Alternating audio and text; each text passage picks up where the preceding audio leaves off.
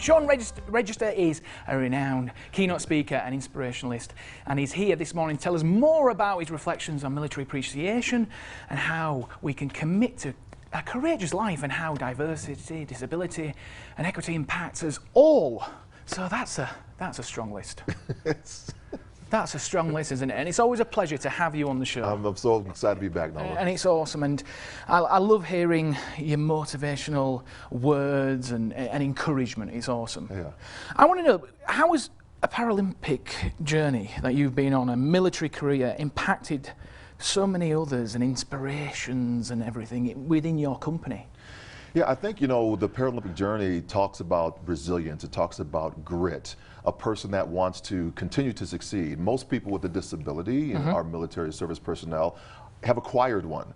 And because they've acquired it, there's now a new path that they're trying to get on. So what we do is we try to help move that pathway forward with reality, right? So somebody might say, thank you for your service, right? And so most people are thinking maybe that's going to war or fighting a battle, but really, what are we thanked for?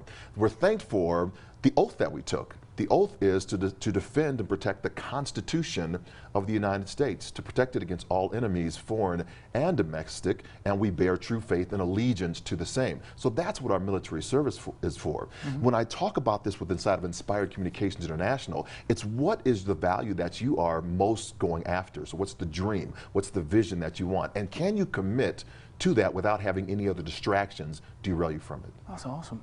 And within the community, you're helping so many people.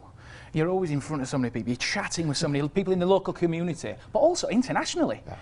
I mean, we chatted earlier. You came out from Washington, Maui, recently. Maui, yeah. It's like, so what kind of people are you connecting with on an international basis? I think we're all the same, right? As far as our dreams, our goals, our visions. And when we are in Dubai or Abu Dhabi or Maui, it doesn't really matter. People want to be valued, they want to be heard, they want to be accelerated, and they really want their dreams to move forward.